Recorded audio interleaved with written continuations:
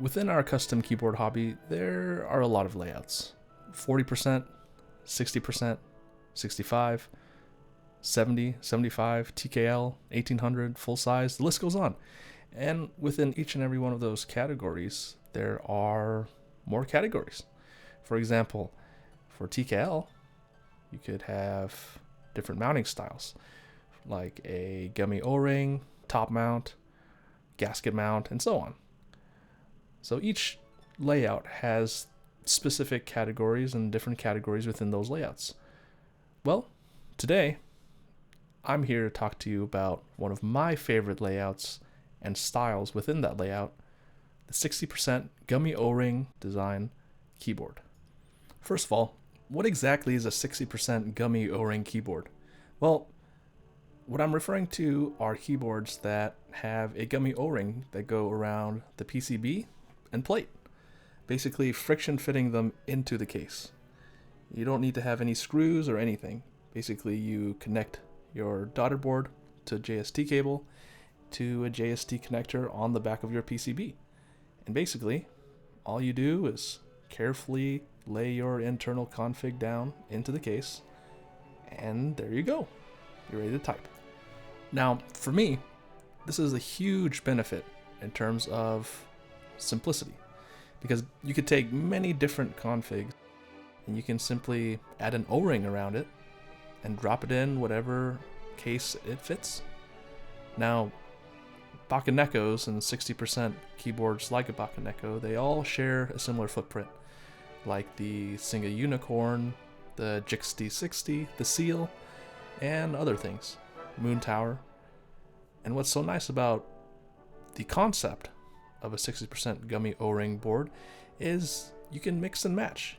You know, say you have an internal config for your Jixte60, which is this light purple key that I have here, or your Bakeneko.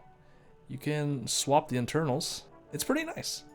Now, does this mean you can use any sort of config into another case as long as the footprint is the same?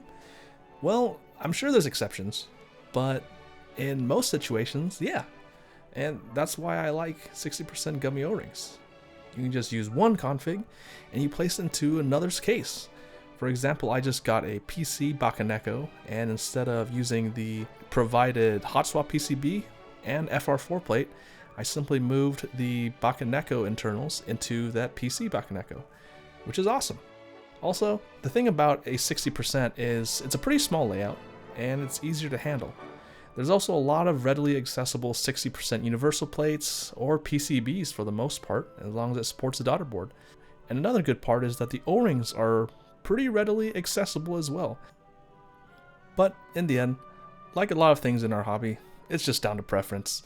If you don't like 60%, if you don't like gummy O-rings, there's other layouts and there's other different mounting styles that are out there. In the end, it's about what you like. I like 60% gummy O-ring keyboards, and if you don't, that's totally fine. We enjoy the hobby how we see fit. And now, I want to talk about the boards that you've seen on the screen. So, the first one is a Canon Keys Bakeneko. It was inspired by Keikitano's Bakeneko, which is an open source project that was also inspired by the OTD 356 Mini and Singa Unicorn. I'll link the GitHub page in the description of this video. The second is something that I really like, and it being the custom Bakeneko. So, because there's a lot of different files and open source projects, you can basically make your own custom Bakeneko, a CustomNeko, if you will. The CustomNeko that I have is this black one with a through internal weight. The third board I want to show off is the Ciel60, designed by Chicken Man and sold by Paramount Keeps. This one is a little older board, and I had to get one off Mech Market since most of their 60% variants are out of stock, although there's some 65% variants. And this fourth and last one is the Jixte60, sold by Paramount Keeps. This one is freaking awesome because it has an external and internal brass weight. Right now you can buy some prototypes off of the Paramount Keeps store under the Jixte60 listings, and I really hope they bring this to market because I think for someone that wants something in between a Bakeneko and a unicorn or a moon tower, this is a perfect mid-tier alternative in terms of price. Each of these boards are different. First, the Bakeneko is arguably the cheapest.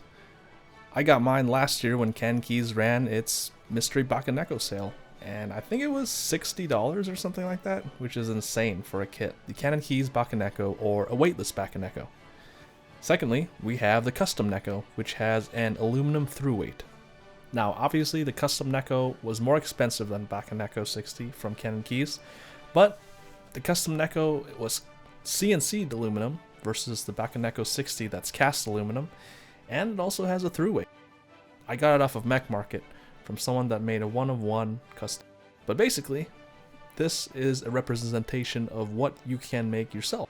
The Ciel60, which is pretty cool. Especially since I've never had a blue-gray board before, this definitely scratched an itch that I had for a long time. Plus the fact that the weight itself is brass made it sound pretty dang good in my opinion. And then last but not least, we have the Jixte60, which has a brass internal and external weight. Obviously, there are many factors when it comes to keyboard sound. Internal, external weights, and weights in general play a big role. So do the case designs and what the case is made out of. Different types of aluminum result in different sounds, and different switches, different keycaps results in different sounds as well. I just think it's pretty cool to have a weightless Bakeneko, a through-weight Bakeneko, an internal weighted Bakeneko, and then one with both an internal and external weight.